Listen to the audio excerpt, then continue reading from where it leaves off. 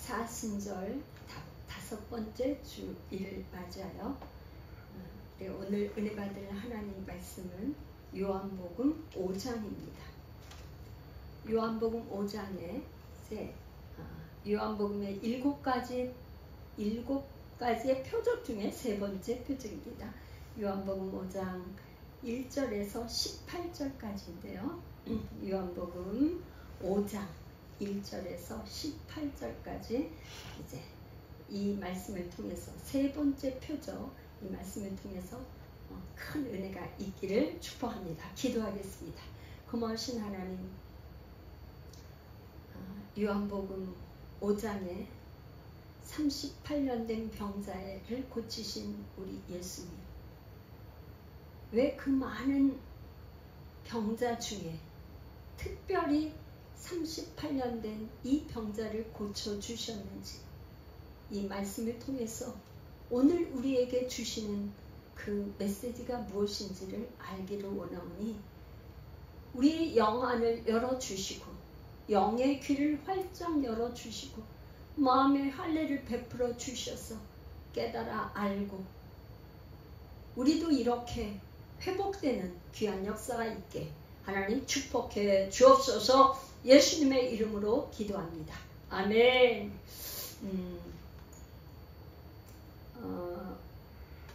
요한복음 5장에 이 38년 된 병자를 고치신 예수님의 이 내용을 한번 제가 문단을 이렇게 정리해서 한번 한 다음에 본문을 읽어보겠어요.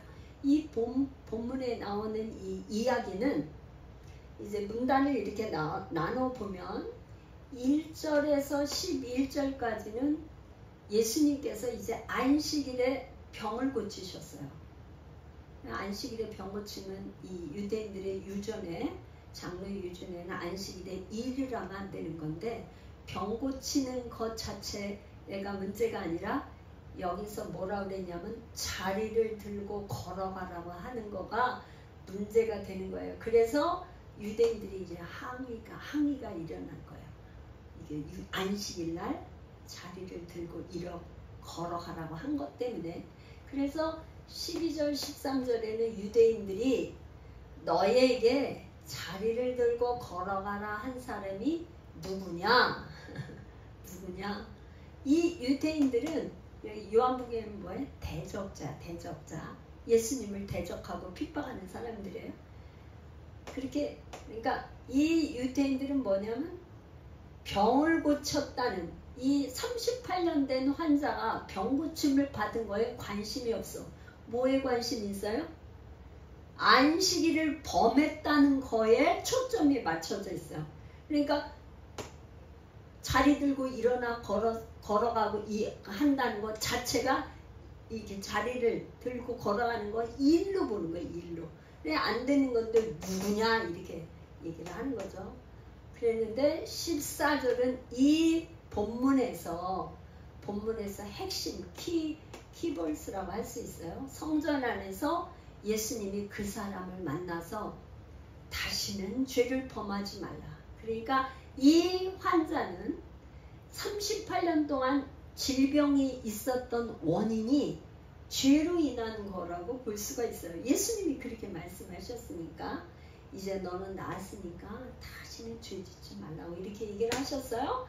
그랬더니 이때까지는 뭐냐, 이 환자 병자가 이 자기를 고쳐준 사람이 누군지 몰라. 그런데 이제 뭐라 그러냐면 자기를 고친 이가 예수라 하면서 유대인들에게 가서 얘기를 해주는 거예요.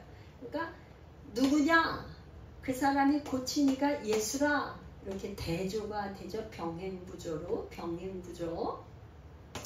그런데 A 다시는 뭐냐? 요거의 다시는 유대인들이 항의하잖아요. 근데 안식일에 병 고치심으로 유대인들이 드디어 핍박을 하기 시작하네요. 예수님을 아주 핍박하는 거야. 안식일을 범했다는 이유로. 그래서 요 전체 1절에서 18절까지의 구조가 이렇게 생겼어요. 이렇게 생겼는데 이제 제가 오늘 제목을 뭐라고 붙였냐면은 세 번째 표적 38년 된 병자를 고치신 그 의미는 무엇인가? 오늘 이제 1절부터 읽으면서 이제 한번 해보겠는데요. 그의 유대인의 명절이 되어 예수께서 예루살렘에 올라가시니라. 예루살렘에 이제 올라가신 거죠. 이때 예루살렘에 있는 양문 곁에 히브리 말로 베데스다라 하는 못이 있는데 거기 행각 5이 있고, 여기 이제 베데스다라 하는 건 자비의 집이에요. 그런데 거기에 뭐냐면 행각이 5개가 있어요.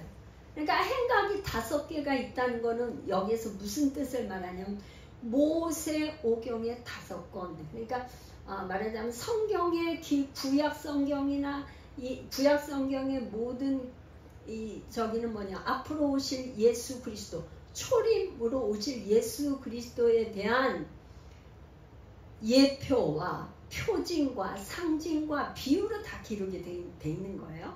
그래서 뭐냐면 여기에 지금 뭐라냐면은 그 베데스다 모세는 뭐가 있냐면 행각이 5개가 있단 말이에요. 그런데 그거는 모세 오경의 5권과 율법, 시내산에서 모세가 받은 율법을 상징한다는 거예요.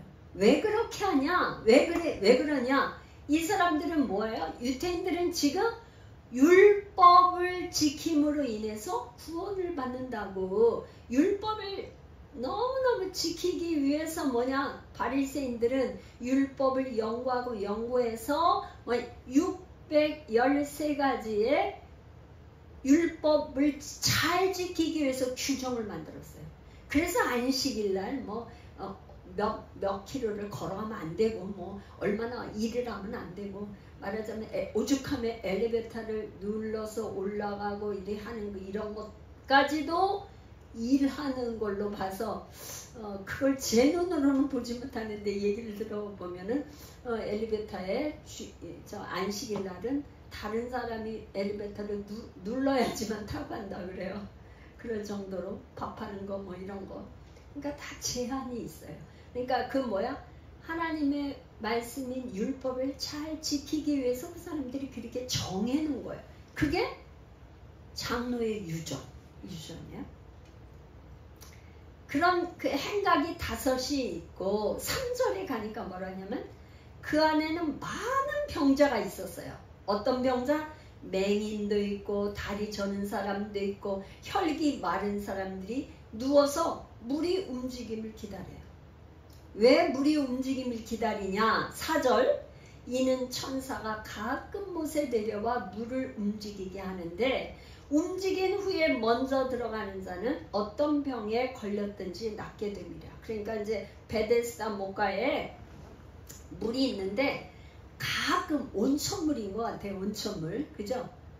그 물이 이렇게 동한다 그러니까 옛날에 우리도 온양온천 이래가지고서는 그 온천물이 좋아서 피부병에 걸린 사람 가면 그 온천물이 이렇게 낫기도 하고 그랬잖아요. 근데 특별히 이 물은 뭐냐면 물이 이렇게 있다가 갑자기 이렇게 동하면 그걸 보고 맨 먼저 들어간 사람이 고침받는 거예요. 그러니까 첫 번째로 들어가야 돼. 2번째나 3번째 들어가면 안 되는 거였던 것 같아요. 5절, 거기에 어떤 사람이 있냐면 38해 된, 예전의 성경에는 38년 된 병자 이렇게 했는데 그걸 이제 바꿔가지고 38해 된 병자가 있더라. 6절에 보니까 예수께서 그 누운 것을 보시고 병이 벌써 오래된 줄 아시고 이르시되 내가 낫고자 하느냐? 그러니까 예수님이 오셔서 이 38년 된 38해 된 병자가 여기 베데스다의 못가에 있으면 당연히 어디를 가지 않고 여기 있는 건 뭐예요? 낫고자 하는 거죠. 낫고자 여기 있는 거죠. 이제 다 나았으면 갔던지 아니면 이제 소용이 없다든지 하면 뭘 어떻게 됐을까요? 근데 여기 있는 거는 낫고자 하는 거죠. 근데 예수님은 질문을 해요. 꼭 내가 낫고자 하느냐? 그렇게 물어봤어요. 그랬더니 7절, 병자가 대답하되 주여, 물이 움직일 때 나를 못에 넣어주는 사람이 없어. 내가 가는 동안에 다른 사람이 먼저 내려가나이다. 지금 이 사람은 아마 38년이 되는 동안에 처음에는 사람들이 있었겠죠? 보호자가 있었을 거예요. 가족이 있었을 거예요. 친지도 있었을 거예요. 가족이 누군가 있어서 누워서 못 움직이니까 돌봐주고 뭐 이렇게 하고 했었을 거예요. 그랬는데 시간이 많이 되면서 1년, 2년, 3년, 10년, 20년, 30년, 38년이 되면서 이제 뭐예요? 가족도 친지도 다 떠나가고 아무도 자기를 그 못에 넣어줄 사람이 없어서 내가 가는 동안에 늘 다른 사람이 먼저 가는 거예요. 그러니까 먼저 다른 사람이 가기 때문에 나는 저 못에 들어가 보지를 못해서 나는 여태 이러고 있습니다. 그 상황을 설명하는 거예요. 8절에 예수께서 이르시되 일어나 내 자리를 들고 걸어가라 하시니 9절 그 사람이 곧 나아서 자리를 들고 걸어가니라. 이날은 안식일이니. 참 있잖아요. 제가 이 구절을 보면서 참 뭐가 저기 되냐면 사람이 있잖아요. 아파서 누워 있으면 하루 이틀 한 달 두 달 세 달 몇 달만 돼도 있잖아요. 누워있던 사람이 갑자기 누워만 계속 있던 사람은 누워서 일어나려면 벌써 현기증 나고 어지럽고 못하잖아요. 그죠? 그런데 더군다나 여기에 예수님이 지금 말씀하시는 건 뭐냐면 그냥 일어나 걸으라고 한 게 아니라 내 자리를 들고 이 사람이 지금 이렇게 누워있던 자리 있잖아요. 누워있던 자리가 이부자리가 꽤 무거울 거 아니에요. 그죠? 그 이부자리를 누워있던 사람이 어떻게 들겠어요. 침낭 같은 거 그런 걸. 그런데 예수님은 그 자리를 들고 걸으라는 거예요. 그런데 그 사람이 곧 나왔어요. 곧 나와서 자리를 들고 걸어가니라. 이날은 안식일이니. 참 우리 예수님이 그날이 안식일인 줄 모르셨을까요? 네? 예수님이 안식일인 줄 모르고서는 예수님이 실수해서 그날 안식일날 이런 거 하면 안 되는데 그 규정을 실수해서 이렇게 했을까요? 이건 천만의 말씀이죠. 앞에 보면 뭐라 그랬어요? 예수님이 이미 이 사람이 병이 오래된 줄도 아시고 그 누운 것도 보시고 예수님은 하나님의 아들이시고 그분이 전능하신 하나님의 아들이신 사람으로 인자이면서 하나님의 아들이라는 것을 어떻게 표현했냐면 그분은 이미 병이 오래된 것, 환자가 얼마나 오래된지도 아시고 누워있는 것도 다 보셨다 이렇게 얘기를 하고 있단 말이에요. 그런데도 굳이 거기 유대인들이 많은데도 그 안식일 규정을 어기고 그냥 고쳐주시면 될 텐데 그냥 고쳐주신 게 아니고 굳이 일어나서 자리를 들고 일어나 걸으라고 함으로 인해서 이 유대인들이 생각하고 있는 안식일 규정을 어긴 거예요. 10절 그랬더니 유대인들이 병난 사람에게 이르되 뭐라 그러냐면 안식일인데 내가 자리를 들고 걸어가는 것이 옳지 아니하니라. 여러분 한번 있잖아요. 한번 입장을 한번 생각해 보세요. 우리 아픈 사람 입장에서는요. 지금 뭐가 제일 소원이에요? 병 낫는 거. 병 낫는 거보다 더 그거한 게 뭐가 있어요? 그러니까 자기가 지금 병 난 거에 너무 기뻐서 좋은데 여기 유대인들은 이 환자가 38년 된 환자가 병이 난 거는 관심이 없고 뭐에 관심이 있는 거야? 안식일인데 너 왜 일어나서 자리를 들고 이렇게 걸어가? 아니 38년 동안 누워있던 사람이 일어나 걸어가는데 얼마나 기쁘고 축하해 줘야 되는 일 아니에요? 박수를 치고 축하해 줘야 되는 거 아니에요? 근데 박수를 치고 축하해 주고 너무너무 감사하다고 축하를 해주는 게 아니고 너 일어나 걷는 거 옳지 않아. 그러니까 오늘은 안식일이니까 너 일어나면 안 돼. 너무 이 말씀을 읽으면 기가 막히지 않아요? 이 도대체 안식일이 뭔데 이렇게 도대체 옳지 않다는 거예요. 여태까지 38년 누워있던 사람이 오늘 일어나는데 오늘 일어나 걸으면 안 된다는 거예요. 자리를 들고 걸어가는 거 안 된다는 이런 말이에요. 자, 이제 조금 더 보겠습니다. 본문 말씀을 또.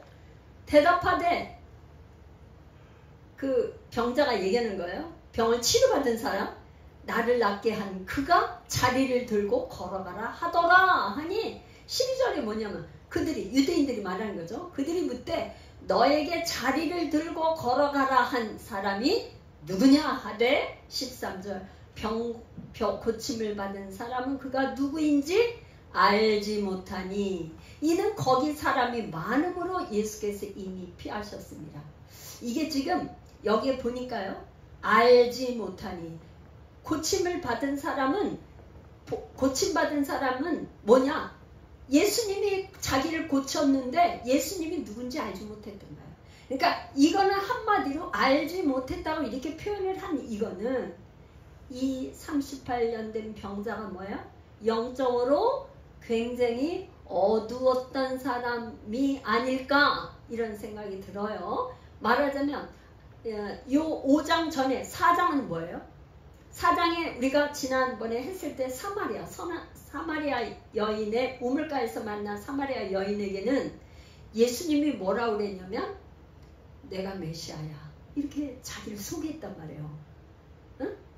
사마리아 여인에게는 내가 메시아라고 소개를 했는데 이 병을 38년 된 병자에게 고쳐줘 놓고는 나 메시아야. 나는 누구야. 나 뭐 예수야. 나사렛 예수야. 아니면 자기를 소개하는 이런 일이 전혀 없었어요. 그러니까 예수님은 아무한테나 나 메시아야. 나 누구야. 나 뭐 그렇게 얘기하시지 않은 거라고 볼 수 있고 이 사람은 영적으로 굉장히 어린 사람이에요. 영적으로. 그러니까 예수님이 말씀을 하시지 않았어요. 그리고 사람들이 많으니까 그 자리를 피했어요. 이거는 6장에서 뭐냐면 요한복음 6장에 가면 오병이의 기적이 나와요. 막 오병이의 기적을 일으키니까 막 사람들이 예수님을 왕으로 막 삼으려고 막 난리가 났어요. 몰려들고 막 사람들이 구름대 같이. 그러니까 예수님이 거기서 자리를 피해. 그러니까 예수님은 이 보통 사람들이 생각하는 거하고는 계속 반대예요. 그러면서 사람이 많으니까 그 자리를 피했더라. 14절 오늘 이 본문에서의 가장 키버스라고 할 수 있는 14절이 뭐냐? 그 후에 예수께서 그 후에 사람들이 다 이제 아마 어디를 갔든지 그랬던 것 같아요. 그 후에 예수께서 성전에서 그 사람을 만나 이르시되 보라 내가 나았으니 더 심한 것이 생기지 않게 다시는 죄를 범하지 말라 하시니. 그러니까 이 14절의 이 말씀을 보면은 이 병자는 38년 동안 아팠었던 이 병의 원인이 죄의 원인이 있다고 볼 수 있어요. 그러니까 우리가 질병 치유를 보면은 가늠한 여인이 이제 8장이 나오는데 가늠한 여인에게도 이제 예수님께서 많은 사람들이 몰려와서 이 여자가 현장에서 잡혔는데 모세 율법에는 이제 돌로 치라고 그랬는데 어떻게 할까요? 예수님에게 이 하나의 꼬투리를 잡기 위해서 이렇게 물어봤을 때 땅에다 이렇게 쓰시면서 너희 중에 죄 없는 자가 먼저 돌로 치라. 그렇게 하니까 한 사람씩 다 도망갔어요. 그리고 남은 게 누가 남았어요? 예수님과 가늠한 여인, 현장에서 붙잡혀온 여인만 두 사람만 남았어요. 그러니까 그 여인에게 말하기를 다시는 죄를 짓지 말라. 여기 지금 5장에서도 너는 다시는 죄를 범하지 말라. 그러니까 병의 원인이 죄값일 수도 있고, 또 9장에 가면 그렇지가 않아요. 9장에 가면 나면서부터 맹인, 소경된 사람이 있는데, 이 사람의 죄가 부모의 죄입니까? 이 사람의 죄입니까? 근데 나면서부터 소경이 됐는데 무슨 죄가 있겠어요. 그런데 그렇게 예수님에게 질문을 하니까 이 사람의 죄도 아니고 부모의 죄도 아니고 이 사람을 통해서 하나님의 일하심을 보게 합니다. 하나님의 영광이 나타나게 하시려고 그렇게 했다는 거죠. 그러니까 죄의 값도 있지만 하나님의 영광을 위해서 특별히 그렇게 하는 경우도 있고, 그러니까 여러 가지 종류나 그 상황이나 사람에 따라 다르다. 15절에는 뭐냐 그러냐면, 그 사람이 유대인들에게 가서 이제 예수님을 성전에서 만나서 이제 여러 가지 이야기를 하면서 그 사람은, 고침받은 사람은 이 사람이 누군지 알게 됐어요. 예수님이라는 걸 알게 됐어. 그랬더니 그 사람이 유대인들에게 가서 자기를 고친 이는 예수라 하니라. 그러니까 여기 지금 아까 얘기한 것처럼 이게 지금 이 사람들은, 유대인들은 너에게 자리를 들고 걸어가라는 사람이 누구냐 질문을 그렇게 했는데, 이 병고침을 받은 사람은 나를 고치신 이가 예수다. 이걸 이렇게 얘기를 해주는 거예요. 이 질문한 사람하고 대답하는 사람하고가 차이가 있어요. 이 사람은, 나를 고쳐준 사람은 예수야. 이 사람들은 뭐냐, 병고침에 관심이 없어. 안식일에만 관심이 있어요. 그렇게 병렬구조, 대조가 되고 있습니다. 16절, 16, 17, 18절에 보니까, 그러므로 안식일에 이러한 일을 행하신다 하여 유대인들이 예수를 박해하게 된지라. 17절, 예수께서 그들에게 이르시되 내 아버지께서 이제까지 일하시니 나도 일한다 하시매. 18절은 유대인들이 이로 말미암아 더욱 예수를 죽이고자 하니 이는 안식일을 범할 뿐만 아니라 하나님을 자기의 친아버지라 하여 자기를 하나님과 동등으로 삼으신 일이다. 이제 이 안식일을 범한 일로 인해서 이제 본격적으로 유대인들이 예수님을 핍박하기 시작했어요. 그래서 자기를 친아버지라 한 거, 예수님이 하나님과 동등하게 한 거, 이건 이제 다음 주에 이제 강의가 이어지겠어요. 그러면 이제 제가 한번 이제 질문을, 이 본문을 보면서 질문이 들어요. 왜 질문이 들어요?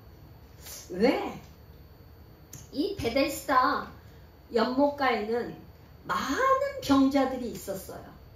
맹인도 있었고, 다리 저는 사람도 있고, 혈기 마른 사람 중풍 환자겠죠. 혈기 마른 사람도 있고, 이런 많은 병자가 있는데 그 중에 예수님께서 병을 고쳐준 사람은 한 사람, 누구였냐?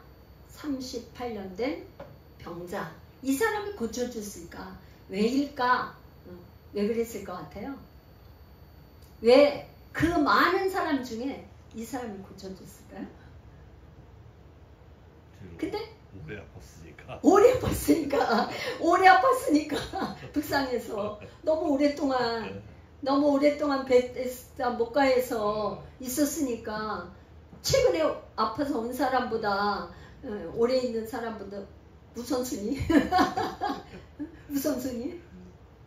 그럴 수도 있죠. 그래서 이 본문에 왜 이 병자를 고쳐줬을까? 근데 성경에는 보면은 예수님께서 치유 사역을 하실 때 그 사람의 믿음을 보시고, 내 믿음대로 될지어다. 내 믿음이 너를 구원했다. 내 믿음이 너를 낫게 했다. 뭐 하여튼 믿음을 얘기하셨어요. 그리고 이제 하는데, 오늘은 이 병자에게 예수님이 내가 낫고자 하느냐? 그래도 이 사람은 어떠한 것으로도 예수님한테 믿음을 보여드린 적이 없어. 제가 볼 때는 그렇다 이 말이에요. 뭐 이렇게 다른 치유 사건에 많은 여러 가지 뭐 이렇게 나와 있는데, 그런데 보면 당신은 다윗의 자손입니다, 나를 불쌍히 여겨달라고 그러든지 뭐 하여튼 그랬어요. 근데 이 사람은 겨우 하는 말이 뭐냐면, 나는 여기서 이렇게 기다렸는데 아무도 나를 도와줄 사람이 없어서 내가 저 못 들어간다. 그러니까 이 사람은 누구예요? 나 옆에 누가 좀 나를 빨리 다른 사람이 들어가기 전에 그냥 잽싸게 넣어줄 사람이 있었으면 내가 들어갔을 텐데, 이 생각만 했어요. 사람을 의지했던 거죠. 근데 이 사람에게는 이미 38년 동안 시간이 되면서 다 떠나갔어. 이제 이 사람을 도와줄 사람이 없어. 그런데 이 병자는 예수님을 하나님의 아들로 알았든지 그런 사람이었다는 것보다는 자기를 못에 넣어줄 사람 정도로 생각했는지도 몰라요. 그랬는데 못에 넣어준 게 아니고 어떻게? 자리를 들고 일어나 걸으라고 했는데, 이 병자가 내가 어떻게 일어나요? 나 못해요. 그런 말은 없어요. 일어난데 즉시 일어나 걸었어요. 그런데 이 본문에서 유일하게 예수님께서 말씀하신 구절이 있는데, 17절에 보니까 예수께서 그들에게 이르시되 내 아버지께서 이제까지 일하시니 나도 일한다. 그러니까 하나님 아버지가, 하늘 아버지가 일을 하시는데 누구한테 일을 한다는 거예요? 이 38년 된 병자에게 일을 하시라고 일을 하신다는 거예요. 그러니까 예수님이 일을 했다는 거예요. 그러니까 하나님 아버지가 그렇게 하시니까 예수님이 하셨다 이 말이에요. 그럼 또 질문이, 첫 번째는 그랬기 때문에 그렇다는 거예요. 그러면 왜 하나님 아버지는 그 많은 사람 중에 이 38년 된 병자에게 일을 하셨을까? 이 환자에 대한 이름도 없어요. 또 그 다음에 누구의 후손인지도 없어요. 아버지 이름도 없어요. 왜 그러냐면 거지 매닌 바디메오, 이거는 그래도 아버지 이름이라도 있잖아. 그죠? 디메오의 아들 이런 거라도 있는데, 38년 된 병자는 이름도 없고 아버지 어느 집안 사람인지도 없고, 아무런 그 병자의 소개가 없어요. 오직 나와 있는 건 38년이라는 그 병의 그 연수만 나와 있어요. 이거는 어디를 우리가 살펴봐야 되냐면 구약 성경의 신명기 2장 14절, 신명기 2장 14절, 신명기 2장 14절 한번 찾아보시고요. 제가 읽겠습니다. 구약 성경 신명기 2장 14절에 가면 가데스바네에서 떠나 세례 시내를 건너기까지 38년 동안이라. 이때에는 그 시대의 모든 군인들이 여호와께서 그들에게 맹세하신 대로 진영 중에서 다 멸망하였나니, 이 말이 뭐냐면 구약 성경의 38년이라는 거는 어디에서 어디까지 기간이냐면 가데스바네에서 세례 시내예요. 이 가데스바네라는 곳은 어떤 곳이냐면 민수기에 어떤 사건이 있었어요. 어떤 사건이냐? 이스라엘 백성들이 가나안 땅에 들어가기 전에 우리가 거거 땅이 어떤 땅인지 우리가 정탐을 해보는 게 좋겠다. 그래갖고 12명의 정탐꾼을 뽑았어요. 각 지파별로. 그래갖고 가나안 땅에 12명을 보냈어요. 그랬더니 12명이 돌아와서 보고하는 거가 여호수아와 갈렙만 빼고 나머지 10명의 정탐꾼들은 우리가 그 땅에 들어가면 다 죽는다. 그 땅에 가보니까 완전히 어마어마한 키가 큰 장대한 거인들이 있고, 여기 봐라, 거기서 우리가 가져온 이 포도송이를 한번 봐라. 그 포도송이가 얼마나 큰지 어깨에 메고 왔다고 그랬어요. 어깨에 포도송이를 들고 온 게 아니고 얼마나 컸는지 어깨에 메고 와가지고, 이런 정도로 그 땅이 정말 물이 좋은 땅인 건 알겠다. 왜 이렇게 곡식이 포도가 일송이가 이렇게 하는 걸 보면 좋은데 그 땅은 우리가 들어갈 수 없는 게 거인들이 살고 있어요. 거인들. 그러니까 우리가 거 가서 싸우면 거인들한테 우리는 메뚜기야. 메뚜기니까 그 사람들하고 싸울 수가 없어. 우리가 거기 갔다 하면 우리 자식들도 다 죽고 우리 다 죽는다. 이렇게 얘기를 했어요. 그러니까 하나님께서 그 얘기를 듣고 이제 민수기 14장 31절에서 34절을 우리 찾아서 한번 읽겠습니다. 민수기 14장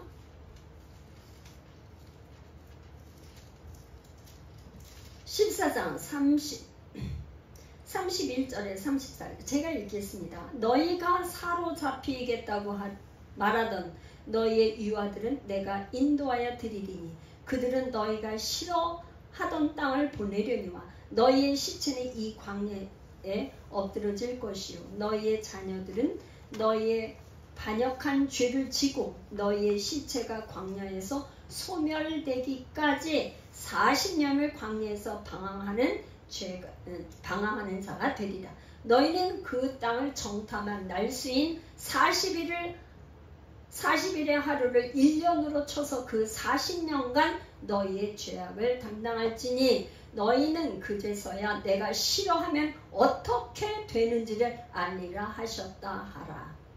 그러니까 40일 동안 그 가나안 땅을 정탐하였는데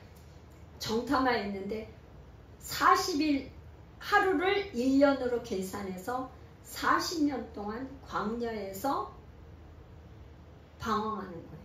그러니까 가데스 바네에서 다시 왔던 길을 후진해서 다시 돌아와서 광야에서 40년 동안 자기 20세 이상의 나이 먹은 사람이 다 죽을 때까지 군사들이 다 죽고 자녀들만 남을 때까지 시간이 경과된 거예요.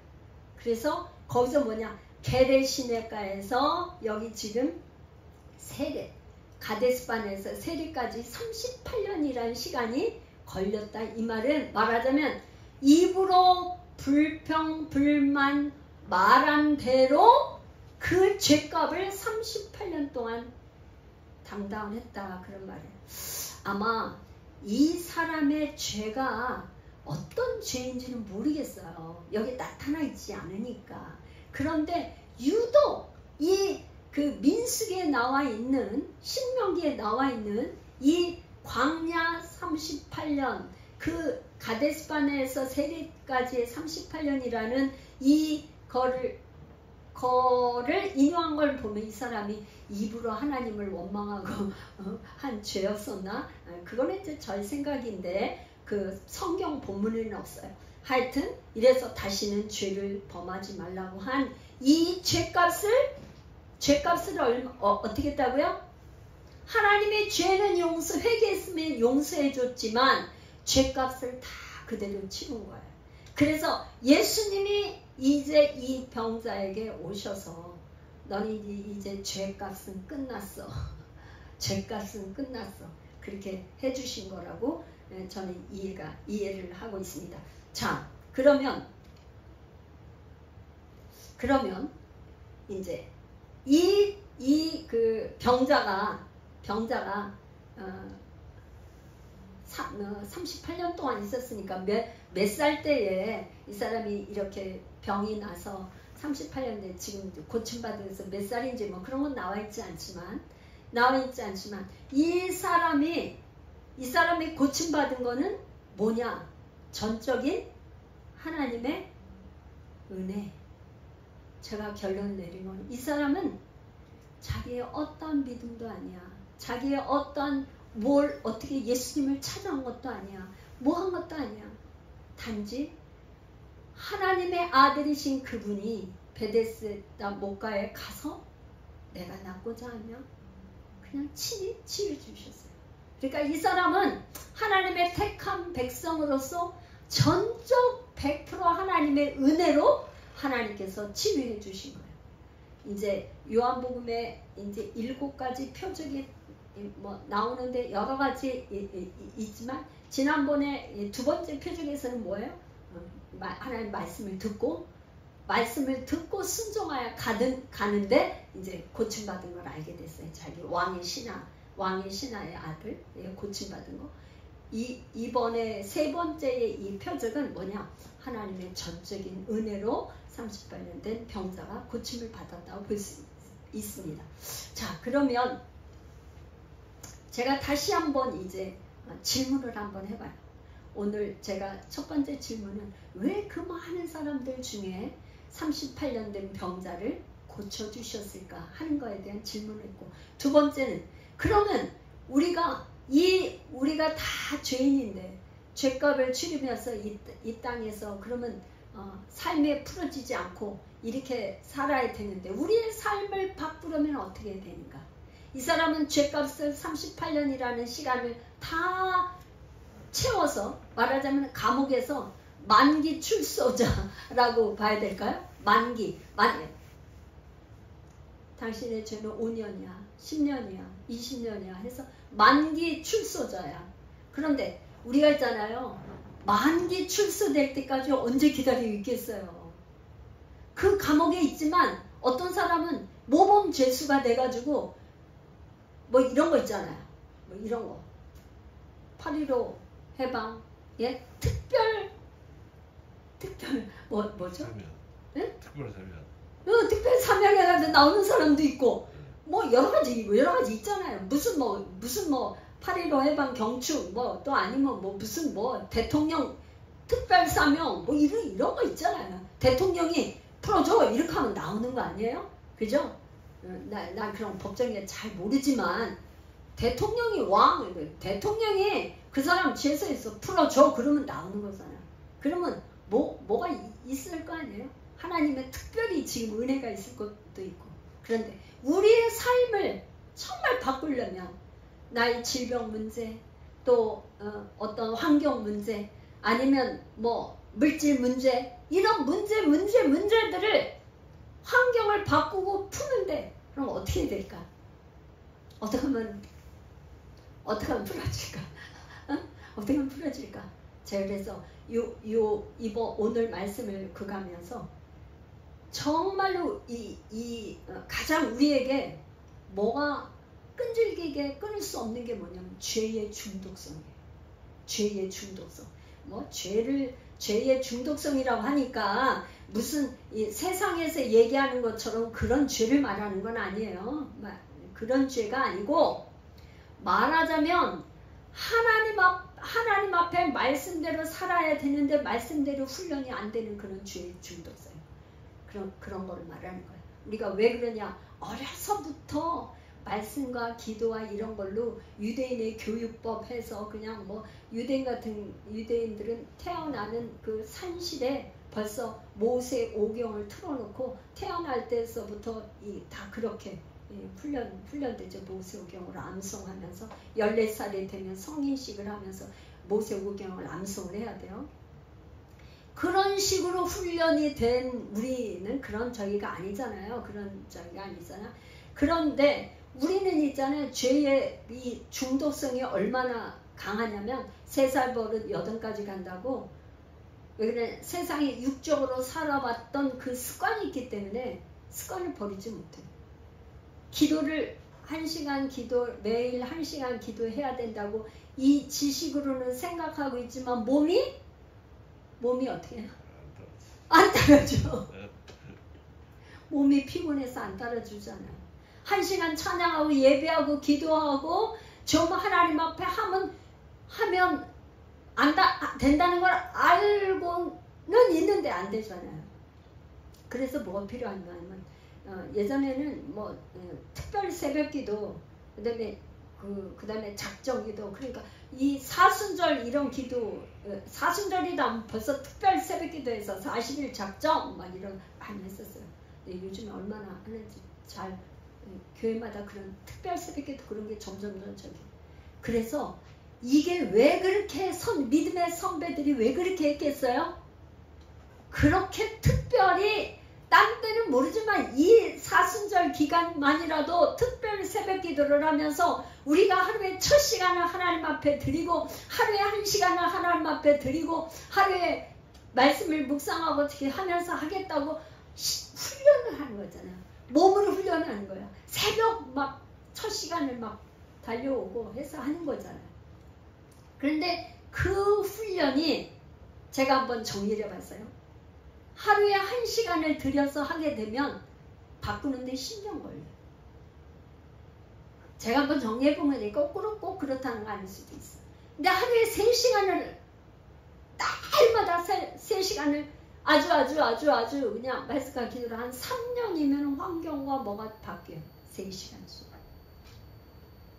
그거보다 더 많이 한 하루에 한 7시간씩 찬양과 말씀하고 매일매일 예배와 막 이렇게 저기를 하고 1년 아니라 1년 안에도 바뀔 수가 있어요. 그건 왜 그러냐? 몸이 그렇게 익숙해지는 거예요. 우리 몸이 전자동이어갖고 그 먹는 것도 그런 것 같아요.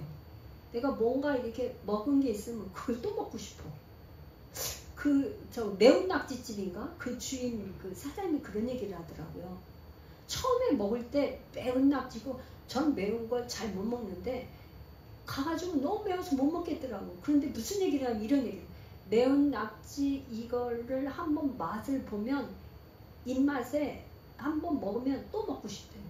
길이 들어서 자꾸 먹어. 이 속에 들어간 게 있어.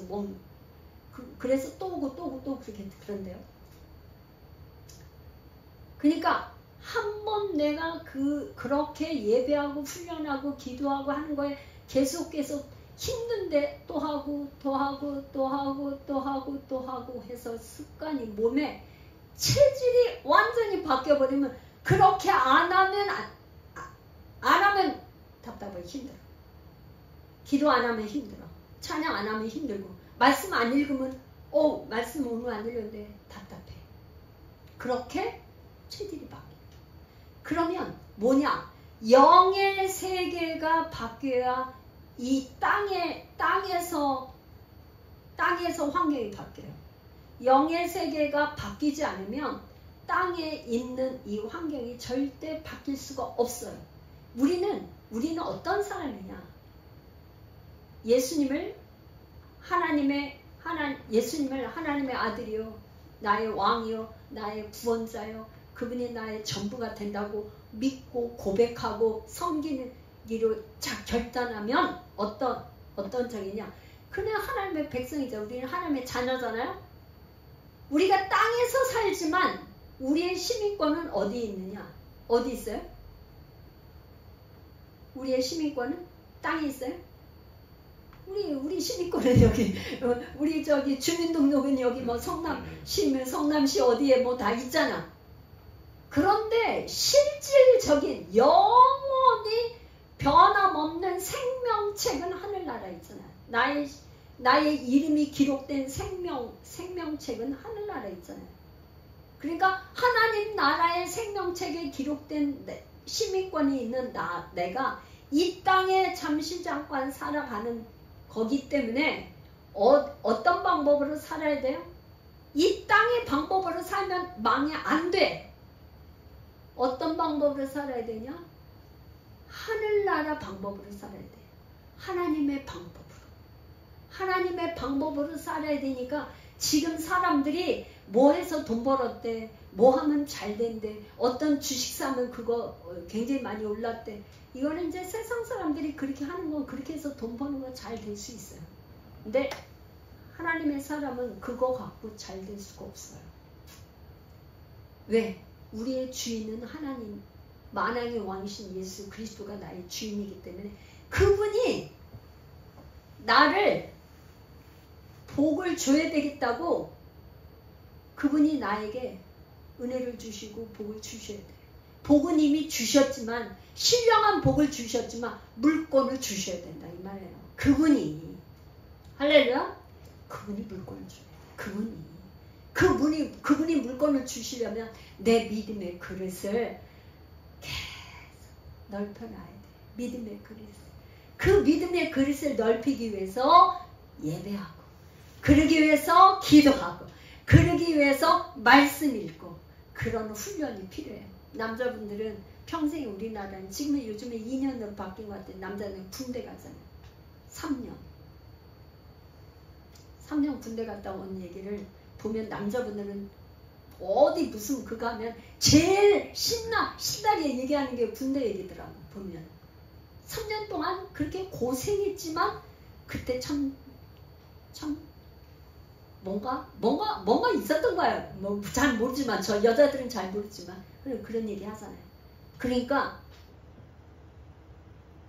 그 전에 유명하신 감리교 그 목사님 하시는 말 3년 동안 새벽기도 하루도 안 빠지고 하는데도 삶이 안 바뀌고 아직 가난해서 벗어나지 못했다면 나 태우라고 내가 책임질게 이런 말씀을 하시는 목사님 계셨어요.